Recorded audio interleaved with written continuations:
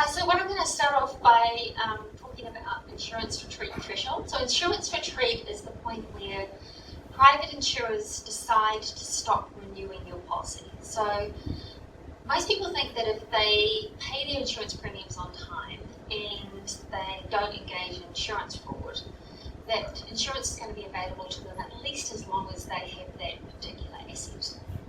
But what is the case with insurance is that every year your insurer decides whether to renew your policy.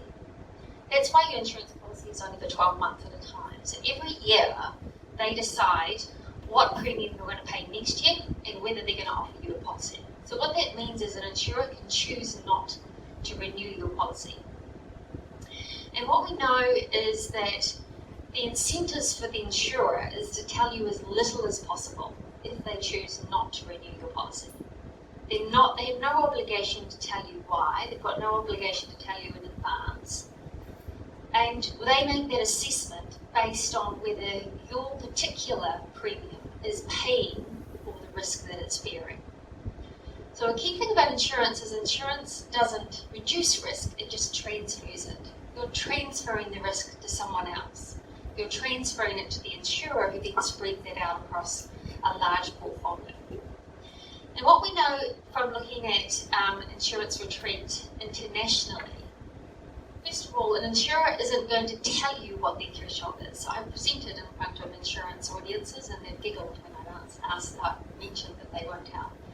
It's something that is very tightly held with an insurance company. But what we know is that from other locations, there are situations where insurers pull out. So with the modelling that I and my colleagues have done, have looked at a very conservative threshold of when insurance is likely to become unavailable. If you're in a location at the moment with a 1 in 100 year flood zone, so you've got a 1% probability of it flooding every year, you're likely to have insurance. But what is happening with sea level rise and with climate change is that those probabilities are changing. Once your probability gets to more like, say, a 1 in 20 year event, it is very unlikely that an insurer is still going to be insuring you. Because once you've got to a 1 in 20, the probability of that size storm occurring every single year is 4.88% as opposed to 5%. So in order for an insurer to start to maintain the profitability on your particular property, they would have to charge you the probability of that event times the amount of damage it would cause. So for example, if you had a house and you had a flood, and the flood is likely to cause a 30% damage to all of your construction, and that's likely to happen 5% every year, then that's what the insurer needs to charge you. They need to charge you with 30% of the value of your house times 5%. That starts to be tens of thousands of dollars depending on the particular house. So this isn't about insurers trying to gouge people. It's just them wanting to make sure that they don't lose money on a particular house. So once a probability of an event gets to a 1 in 20, for example, you might be needing to pay $10,000 insurance for just one hazard, just for that flooding hazard, not for fire and burglary and all the other rest of it. And what insurers find is that when they start charging those sorts of premiums, people get really upset and they call up RNZ and they say, I'm a pensioner, for example, and someone called up and they said, I'm a pensioner, my insurance premiums have gone up to $5,000 a year. That's $100 a week, I cannot afford that. In response, the insurer said, I'm terribly sorry, we made a mistake on your particular insurance and they readjusted it for that year. But you can be pretty sure that other homeowners in that area, and even that homeowner, is likely to start to face much higher premiums. And because of that kickback from the publicity about charging too high prices, perceived too high prices, insurers would rather simply say, I'm sorry, we won't be renewing. Try somewhere else. And so that's what you're going to start to see as these probabilities change. So we did an estimate of that 1 in 20, which is about that 5% probability. What we know though is in the UK, private insurers started to pull out of public flood insurance once they got to a 1 in 75 year event. So what that meant is that once you went from a 1% probability a year to a 1.33% probability, not much difference at all, private insurers said we're not going to continue to provide flood insurance in the UK. And in response, the government stepped in with a potential response, which I'm happy to talk about when we talk about the NAP.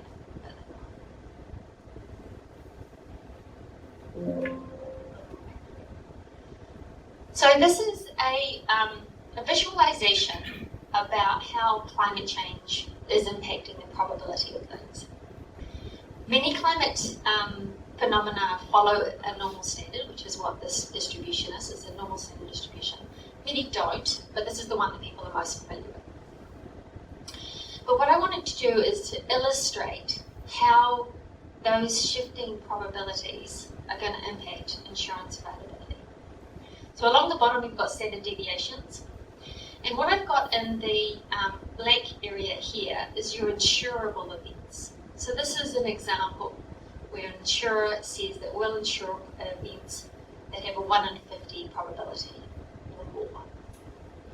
Now climate change is shifting the probabilities, shifting the entire curve to the right.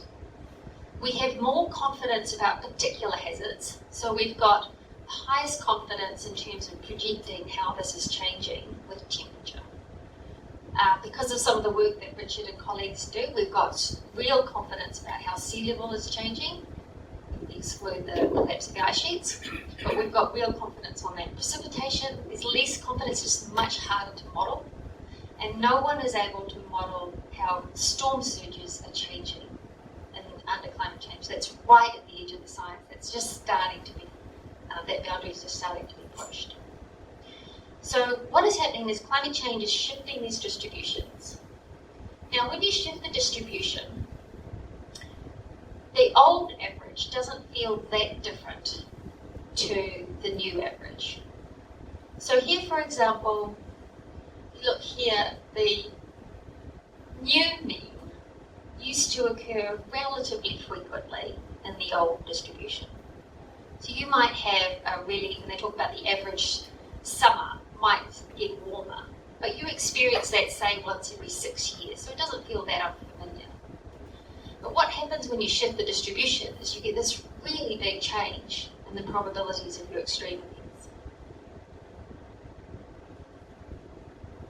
So what happens is when this distribution, this curve shifts, so this curve, in this example, is shifting by 1 standard deviation, you've got this really big increase in the probability of these extreme events. Now, insurers aren't going to stay with that. Insurers want to be able to insure the rare events. So as these curves shift, insurers will shift with them. They'll keep their threshold. But what it means is that everybody who is currently in locations that is insured, but is now going to become much more likely, those events becoming much more likely, insurance will disappear from. And climate change is also changing the shape of those curves. This is what we talk about, the curves getting flatter or fatter tails. And what that means is this probabilities are changing even more, and the distribution, the retreat is even greater.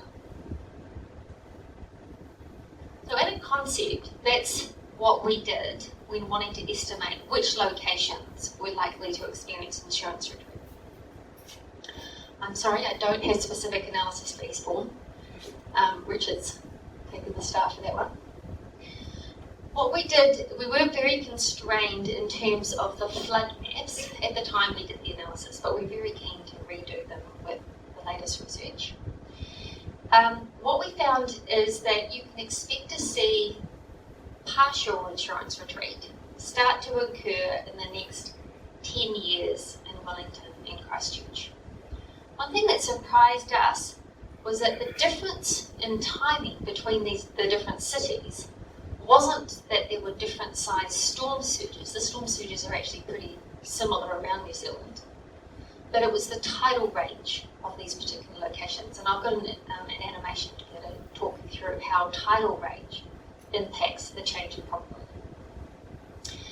Partial retreat is a term that I've defined, which is describing a situation where in the past you've been able to transfer a lot of risk to your insurer, but the insurer starts to transfer some of that risk back. They might do that, for example, by putting a really high excess on your most probable hazard. So, for example, in Christchurch, after the earthquake, Flockton Basin had $10,000 excesses put on their flood insurance. The Flockton Basin effectively became very flood prone because the land had subsided. And so insurers put $10,000 excesses. So you still had insurance for fire and burglary and all that sort of stuff, but for the hazard that you were most likely to experience, you had to pay $10,000 first before you got payment back from your insurer. So that's an example of partial retreat. Full retreat is when the insurer chooses not to provide insurance at all. And so that happens later, but it still happens in Auckland and Dunedin, in those locations that are currently in a 1 in 100 year flood zone. This is just to do with sea level rise. This isn't anything to do with extra storminess coming from climate change. So if you think about Richard's slave dunking, it's not about having extra energy or fuel for it. It's just about lifting them up. They're still only jumping 60 centimetres, but they're just jumping from a higher base. So now I want to talk you through just that example of why the tidal range has such an impact on the probability.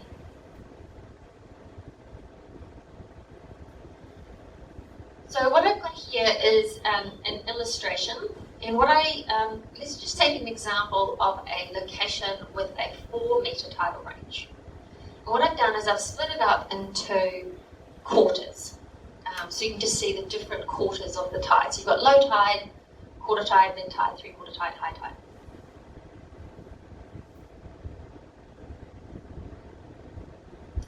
Now if you get a storm surge come in at low tide, doesn't matter. Storm surge comes in and say it's a metre high storm surge, even with the waves on top, if it's coming in at low tide and you've got a big tidal range, doesn't matter because it's just absorbed within the existing tidal range. That's why when you hear reports and they'll say the storm is coming and they'll tell you at what point the tide will be when the storm hits landfall. Because it all depends on whether it's going to be absorbed within the existing tidal range. Now, it only becomes a problem if you've got a big tidal range, that same size storm surge, if it comes at high tide or at 3/4 tide. If it comes at 3/4 tide, then there's a real chance of it overtopping. If you've got a small tidal range though, like Wellington, this one was more like Auckland or Nelson, like Wellington, then again, if it comes at low tide, you're fine. Doesn't overtop. But now if it comes anywhere from mid-tide and above, it'll overtop. So what that means is if you've got a large tidal range, say 4 metres, and this size storm surge, 75% of the time you're fine. It just gets absorbed within the existing tidal range. But if you've got a small tidal range, you've got the same size storm surge, half the time you're going to get overtopping. So that's a key reason why insurance retreat from the coast is likely to occur earlier in Wellington and Christchurch than it will in Auckland and Dunedin, and it's just the tidal range.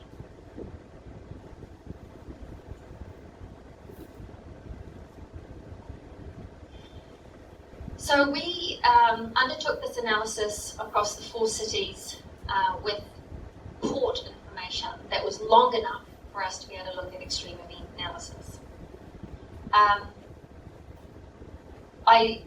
Ideally we would do this across the entire coastline, but it very much depends on the information we have about the sort of storms that have been done.